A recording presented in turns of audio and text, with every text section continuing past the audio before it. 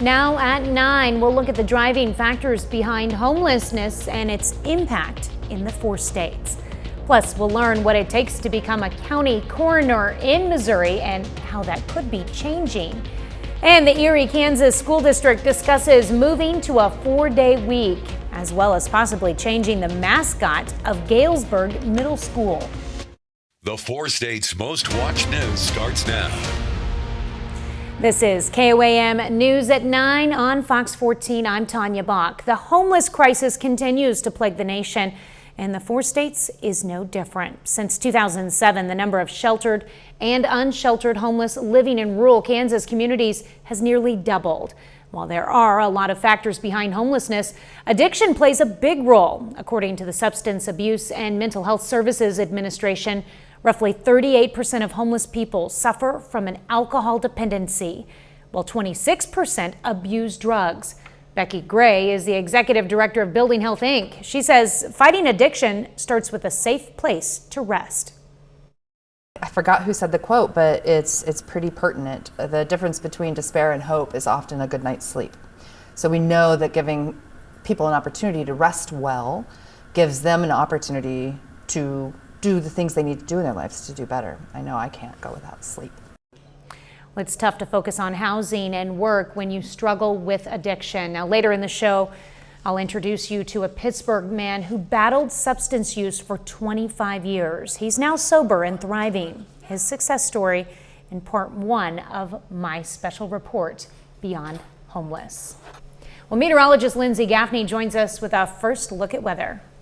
So right now we are tracking a storm started in Neosho, but has shifted down. It is a right-moving supercell going straight towards Carthage, maybe hitting Joplin. There's multiple reports of hail, seeing hail about penny-sized all the way up to an inch-sized hail, and reports from the fire department and other people on social media. Now another little storm has popped up ahead of that we are going to keep an eye on. As of right now, this storm that we're tracking is continuing to go head for Webb City, Carthage, Joplin, and we do have a thunderstorm warning in effect for that. I'll have all these details for you up next. All right, thanks, Lindsay. Rocky Comfort Elementary in McDonald County, Missouri is moving closer to a new storm shelter. Crews today set concrete walls into place. Voters in 2022 approved a $21.5 million bond issue to fund this shelter and others in the district. This one will be a 52 by 60 foot shelter to protect students, staff, and community members. Rocky Comfort's a very rural area. We don't have a lot of shelters that can accommodate our families and our community. So having that for them is going to be a positive. Also for our students here right now, if a tornado comes, we're hunkering down in the bathrooms and interior rooms, and so to have this for our students and our families and the community that we serve will be a positive. The school district says it will be a state-of-the-art facility. Officials hope to have the shelter completed by next fall before school starts. The Erie and Galesburg, Kansas School District today hosted a town hall to discuss some potential changes. One of those would be changing the mascot at Galesburg Middle School. They're currently the Timberwolves, while the rest of the district is the Red Devils. Officials are considering making them the Red Devils as well. The other change discussed is moving the district to a 4-day school week. The teacher shortage is a real thing, so this is one potential solution to that for us to make us more attractive to either teachers that have been in the career for a long time and are looking for a change of scenery, or to grab some of those newcomers out of college with, hey, we're a little bit different, we have an option for you. So that's how this conversation got started. And there will be 2 more community town halls on the issues. The next one will be Monday the 18th at Galesburg Middle School. The third will be back at Erie High School on the 26th, both at 7 p.m. The police chief in Independence, Kansas announces his resignation. Chief Jerry Harrison joined the department in 2016 after serving as a police sergeant in Monette, Missouri. His last day will be April 5th, after which he plans to relocate to Lebanon, Missouri to serve as that city's police chief. The City of Independence plans to name an interim chief soon before beginning a search for a permanent replacement. Well, Jasper County, Missouri is looking for a permanent coroner after the resignation of Coroner Randy Nace last week. Coincidentally, it comes as Missouri lawmakers are re-examining what the qualifications of a coroner should be. This summer, Jasper County voters will decide who they think should hold the position. KOAM's Amber Jenkins spoke to the interim Jasper County coroner about what the job requires. I've prayed with families before because that's needs to be done sometimes. Sometimes they want to hold your hand. They'll want to give you a hug because you're the person that's taking care of their family members. The role of a county coroner is more than just transferring bodies. The Jasper County coroner position recently opened after the last coroner resigned. James Harrison is the interim coroner until the new coroner is elected in August.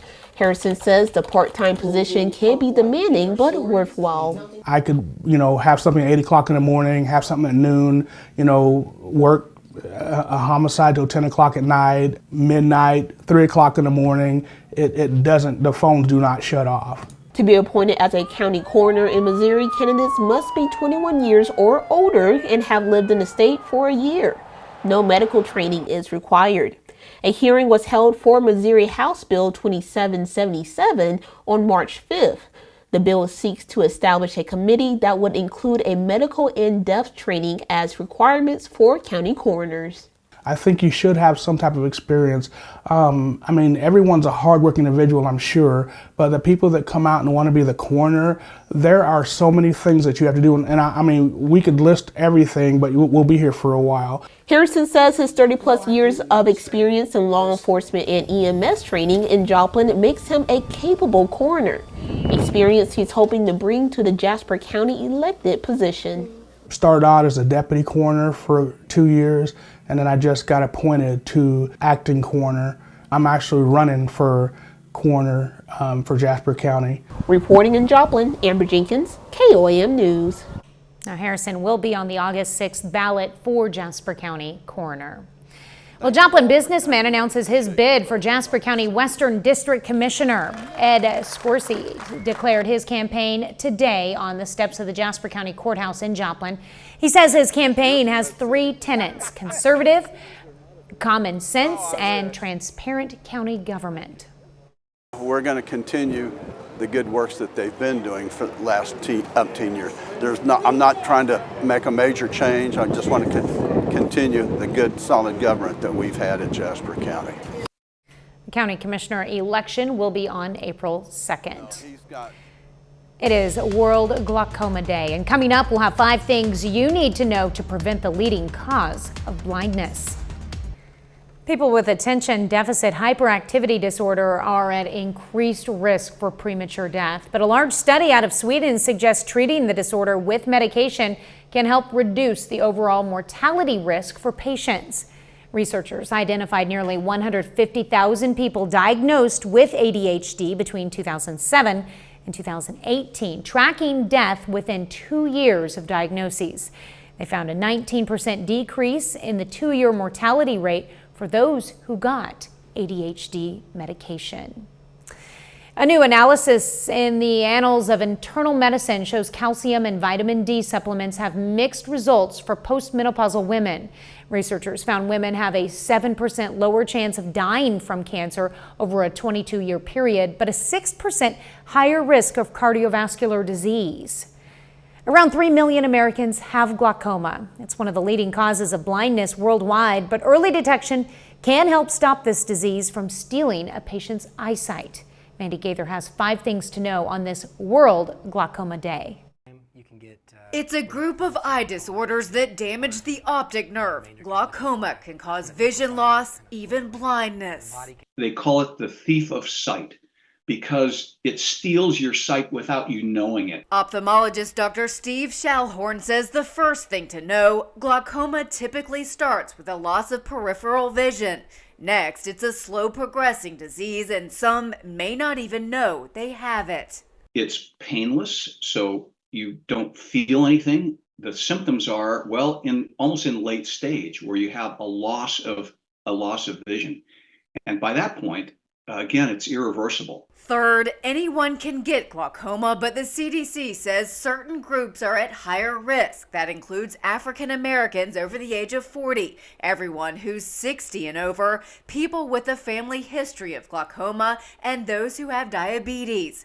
Fourth, while there's no cure for glaucoma, if it's caught early, a patient's sight can be preserved. That's why it's so important to be screened for glaucoma, to have routine eye examinations, especially if you're over the age of 40. Finally, there are many options for treating glaucoma, including eye drops, oral medications, and surgery. We can't cure it, but we can slow or halt the progression. The key is awareness. Get in for an eye examination. The CDC also says maintaining a healthy weight, controlling blood pressure, being physically active, and not smoking can help avoid vision loss from glaucoma and help prevent type 2 diabetes, which is a risk factor for the disease. Well, Lindsay is next with a complete look at the forecast. And later, the NEO men's basketball team is headed to the National Junior College Tournament. We'll preview their first round matchup.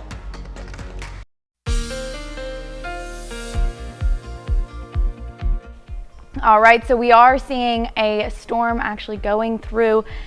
Right now, Asbury is getting some hail, and taking a look out in Joplin, it is tracking to head towards Joplin.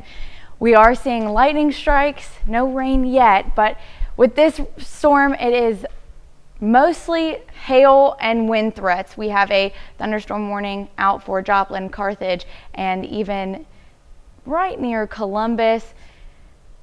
As this system started, it was in Neosho. It is a right-moving supercell, so it started to shift down, and its path is going through Joplin and Monette. Continuing on, we have hail reports already, about an inch of hail, $half sized, ranging from penny-sized all the way to $half sized hail. After this moves out of our viewing area through Monette, we shouldn't see many more thunderstorms tonight, maybe one more, but it's not looking like we'll see that much more development after this storm dissipates. But tomorrow and Thursday, we do have an elevated risk for thunderstorms, so we will be seeing a lot more on Wednesday and Thursday. Taking a look, this is the track of what we could expect to see as this front passes. That is where this storm developed on, out in just north of Parsons, making its way.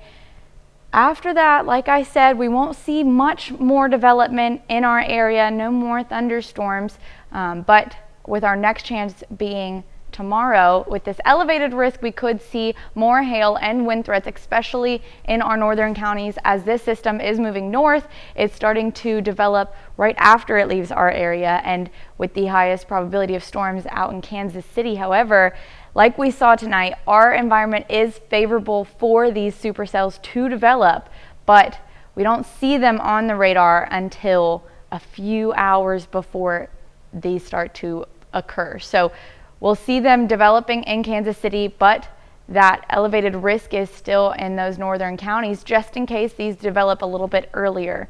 Now, on top of that, Thursday, we've got some more scattered showers across the region, and then we'll see some more thunderstorms moving in the southern counties. That's what we're expecting to see. The elevated risk is for the southeastern counties, hitting Missouri and Arkansas.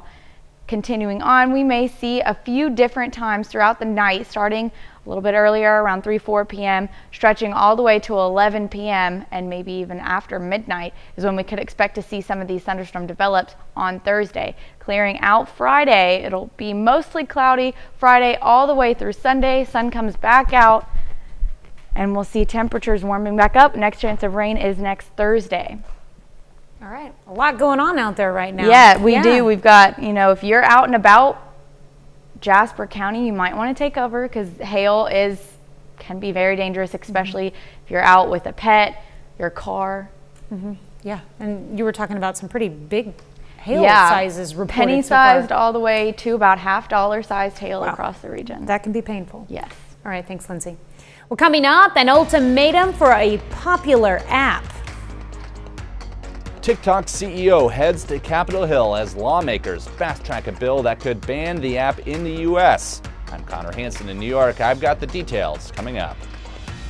Pitt Plastics is expanding after 50 years in business. The company is one of the oldest in Pittsburgh, creating products for industries including food service and the medical field. Today, they broke ground on a new 200,000 square foot facility.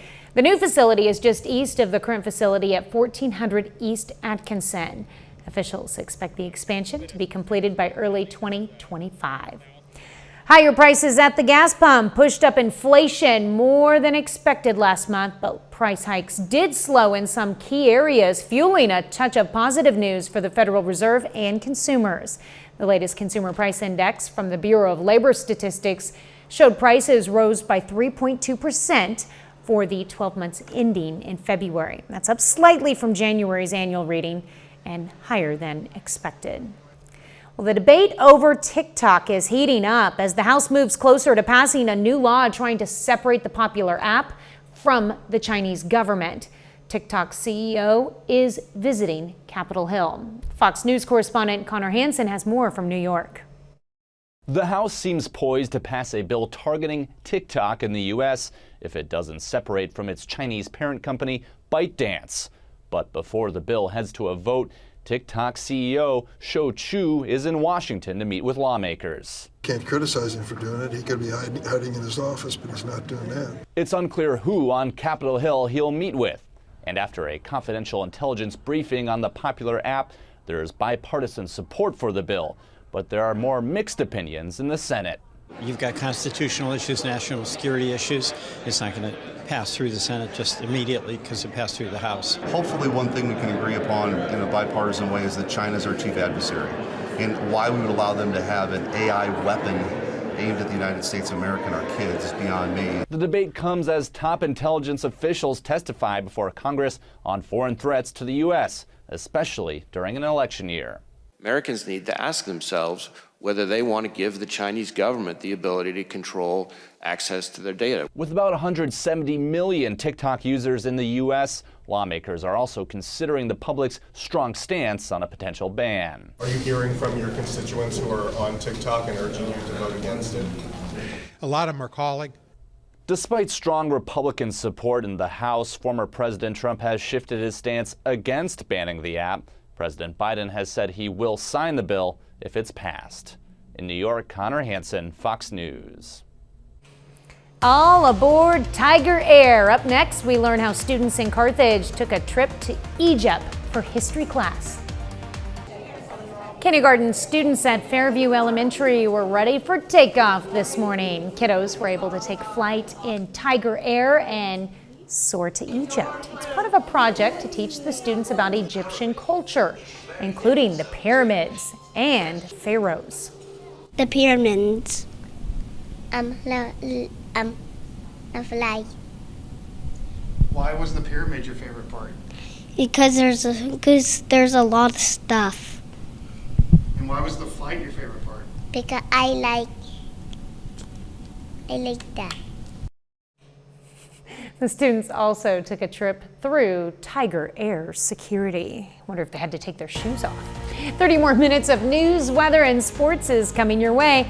One of the contributing factors of homelessness is addiction, and we meet a Pittsburgh man who battled substance use for 25 years and won. Plus, Community Support Services of Missouri unveils its new facility in Joplin. You're watching the 4 States Most Watched News. This is KOAM News at 9 on Fox 14. I'm Tanya Bach, and there's no question homelessness is on the rise in America. Here in the 4 states, the case is similar. From 2002 to 2023, the number of homeless in Arkansas increased a little over 6%. Now, Kansas jumped 10%, Missouri just under 12%. Oklahoma saw the biggest increase at 23.8%. Here's a closer look at the problem in part 1 of my special series, Beyond Homeless. It was hard. There was many times that I had to beg the churches. Homeless and addicted to hard drugs for the better part of 25 years. I would always try to be at that next house that accepted kind of the people that I was running with at the time. Flopping from house to house, Jason Rakestraw was not alone. Since 2007, the number of sheltered and unsheltered homeless living in rural Kansas communities has nearly doubled. I forgot who said the quote, but it's pretty pertinent. The difference between despair and hope is often a good night's sleep. Becky Gray is the executive director of Building Health, Inc., a nonprofit subsidiary of the Community Health Center of Southeast Kansas. The organization started overseeing operations at the Wesley House in Pittsburgh just over a year ago, with a focus on addressing the housing shortage in Southeast Kansas. Last year, there were nearly 60 people who took advantage of the Wesley House's overnight shelter, with nearly half of them moving into permanent housing. This year, we're on track to have even more people move into permanent housing. So that good night's sleep really does make a difference. A difference Rakestraw says is key. Not having a good place to sleep at night, not having that comfort of somewhere to lay down, I think is what could drive a lot of these youngers to go back to using or to go back to committing crimes. Committing crimes, for some, as a means to afford their addiction. I've been to prison 3 times, in and out of prison, in and out of, I've had a lot of jail times, and that's over. A year and a half ago, Rakestraw says he finally made the decision to quit. It's either I stop now or I'm gonna die. Rakestraw says he went from rehab straight into an Oxford house, a Pittsburgh resource that provided Rakestraw a bed to sleep in and also accountability. Stuck to my goals, stuck to my program, and got a job and just kept growing. And before I knew it, I was president in one house, or moving out of that house, I opened up the first men and children's house here in Pittsburgh, and that's still open. Rakestraw now has his own home and has regained custody of his children, 2 things he knew were not possible until he quit using drugs. I've made it so far in this year and a half, I can't fathom what the next 5 years would be like, but I know that I want it. Rakestraw says he couldn't do it alone. In addition to the help he received from the Oxford house, there's one man who went out of his way to steer Rakestraw down the right path, and you'll meet him tomorrow night in part 2 of my special series, Beyond Homeless. Well, Community Support Services of Missouri has a new facility in Joplin. The group helps provide education and resources to people with developmental disabilities. And today they held a ribbon cutting to open their 3rd facility in Joplin, this one at 809 Illinois Avenue. This facility will provide a day program for the individuals that we take care of. It's a place where they can come every day and work on life skills like cooking or laundry, doing crafts, volunteerism. They make meaningful relationships and they find opportunities to connect with our community. The organization's other facilities in Joplin, as well as Webb City, Nevada, and Cassville, will remain open.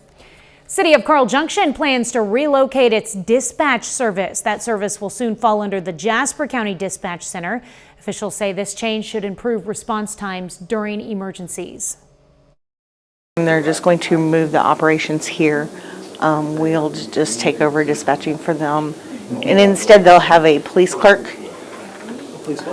They will have a police clerk that is available to talk to the public and handle any walk-ins that come to the police department. The Jasper County Dispatch Center is waiting on licenses and expects to receive the Carl Junction dispatchers as soon as May. Well, a bit later, how volunteers are helping to battle graffiti at Wildcat Glades in Joplin.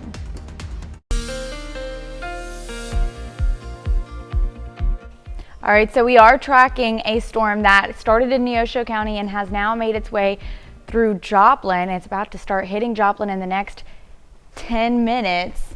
You can see the lightning's already starting to, that was a big strike out in Cornell Complex Camera, downtown Joplin, and winds are picking up. The severe threat with this storm is the hail. We're seeing reports of hail penny-sized all the way to quarter-sized, even half-dollar sized hail. And it's going to continue to strengthen as it moves through Joplin. And here's the storm track right now, moving just north of Joplin through Carthage, Webb City, and we're seeing already still reports of hail from 911 and deputies out in the field right now. And we do have a severe thunderstorm warning in effect until about 10 p.m. tonight. Still going to continue to track this. We also have a little system just right ahead of this main storm that's dropping some heavy rain and lightning. In addition to that, we had a thunderstorm warning for one of our northern counties that has cleared now and has moved out of our viewing area.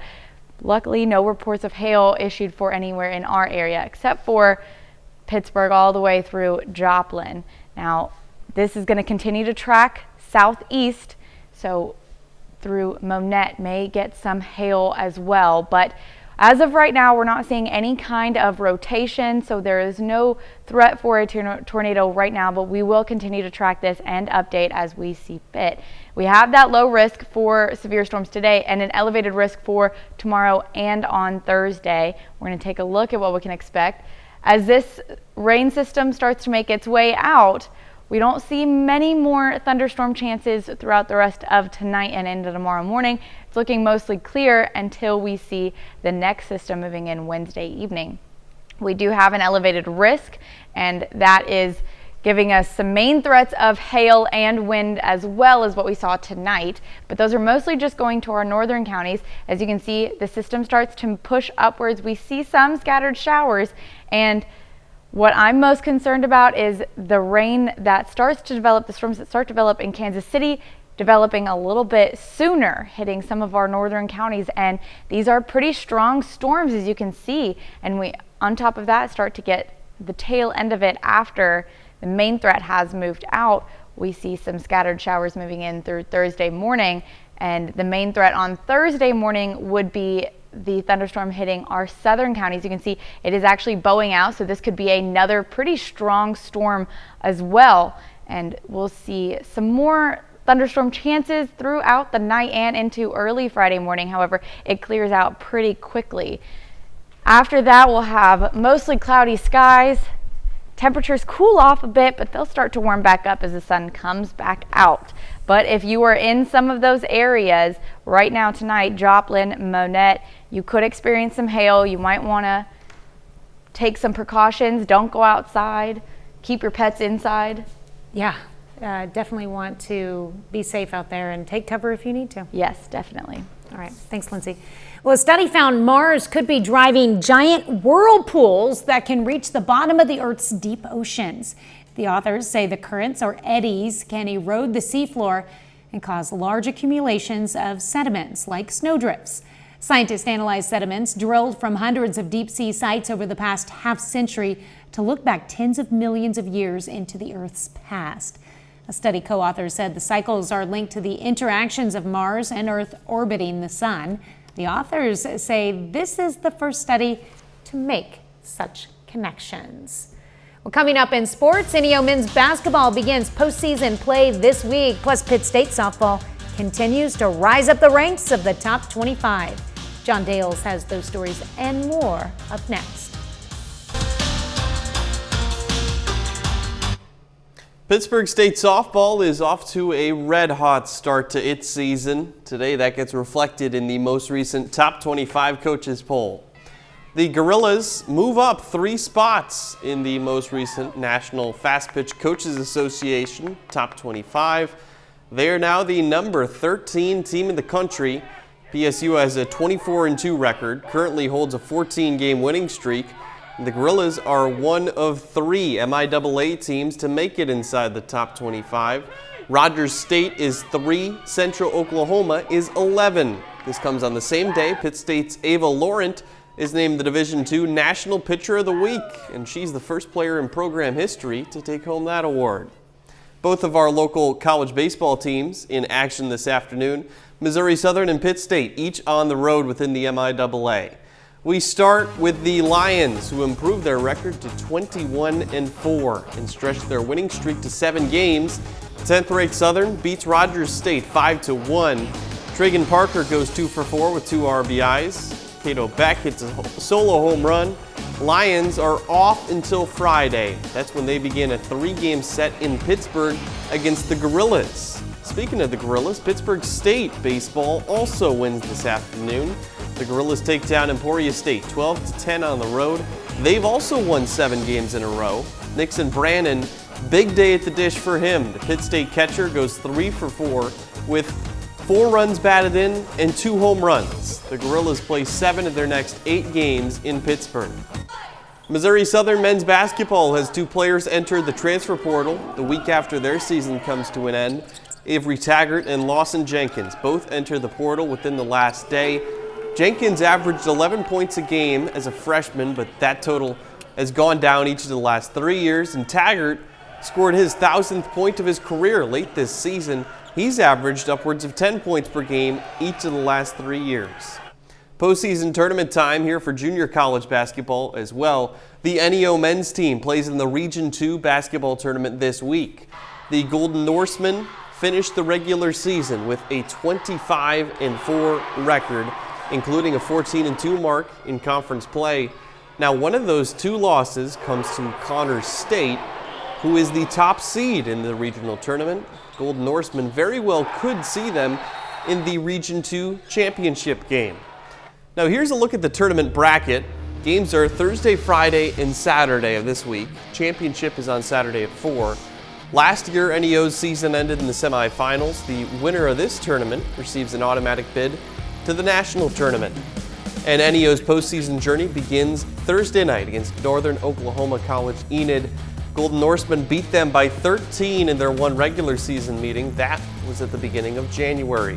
Back to college baseball for a second. That Missouri Southern win is also the 500th career win for head coach Bryce Darnell at Southern. I like watching all the Pitt State girls just going in and scoring and scoring. Yeah, true. Some good highlights there. All right, thanks. We'll be back with more news after this. At Glades in Joplin might notice something different in the park, especially in the trees. Wildcat Glades Nature Group is working to stop vandalism on the trails. KOAM's Fernanda Silva shows us how. Well, what we do is we go in and we put this burlap around it, and then we came in and put this chicken wire on top of it and put this sign on there. After painting on the top of the graffiti and realizing that was not stopping some visitors from vandalizing the trees, volunteers are now trying a new strategy. The burlap helps hide the graffiti and protect the trees from more paintings. The chicken wire holds the burlap in place and works as an extra barrier between the trees and the vandals. I suppose somewhere down the road from now, if there isn't any graffiti on them, we might experiment by taking that off of them and see what happens. But the trees are not the only target of vandalism. All of these other rocks have been painted with graffiti. Those over there were painted with graffiti. This you painted recently? Yes, we did, but someone's come up here and did that down there, which is minimal for normally within a week this table would have been covered, completely covered. Another issue has been bothering volunteers, the trash left behind. I picked up about 30 of those little liquor bottles, and there's diapers and all kinds of junk. And that trash barrel that you see up there, a lot of times there's all kinds of stuff around it and everything, and people don't put their trash in there like they should. It's like a common thing with hiking. You carry it in, please carry it out, and don't throw it on the ground. We have some trash cans, but it'd be better if you just hauled your stuff out in your car when you came. While frustrated with their vandalism, the volunteers take pride in their efforts. I just like improving the environment and helping keep it pristine. It's a unique area for our community and for the area around us. So we just are passionate about that, and we want to take care of it. In Joplin, Fernanda Silva, KOAM News. Wildcat Glades and Nature Group volunteers cut the grass, remove invasive plants, empty trash cans, and all of that to maintain the 55 acres of the park they watch. For information on how to help, you can go to our website at koamnewsnow.com. Coming up, we'll check out some of the dozens of sea creatures recently discovered, still giving up their secret. Scientists discovered scores of new sea life on a recent expedition in the South Pacific. Ian Lee shows us. In the stormy, uncharted waters off New Zealand, scientists have discovered a wealth of treasure. For them, it's like striking gold. The strong suspicion we have right at the moment is this is a new species. Researchers believe they've dredged up more than 100 new species from nearly 1,800 samples. What's really surprised me here is the fact that this extends to animals like fish. We think we've got 3 new species of fish. For 21 days, teams explored a 500-mile stretch of sea known as the Bounty Trough off New Zealand's east coast, deploying cameras, at times plunging nearly 3 miles down to give experts an eye on what lies beneath. We've discovered a whole range of new species, from fish to snails to corals and sea cucumbers. And another unusual creature known as a sea pig. Scientists also use sonar to help map the seafloor while snapping 6,000 images of animals in their natural habitat. This large specimen swam through the frame, had a little look at us, flashed its light organs once, and then disappeared off into the darkness. And that was a heart-stopping moment. Researchers are hoping for more of those magical moments in the years to come. That's pretty cool. A team of scientists from around the world is working to confirm the finds, which will be added to a so-called tree of life. That's our time for tonight. Thanks for joining us. We're going to leave you with a video of a pair of mountain lion cubs at the Oakland Zoo. How cute. Have a great night and an even better tomorrow.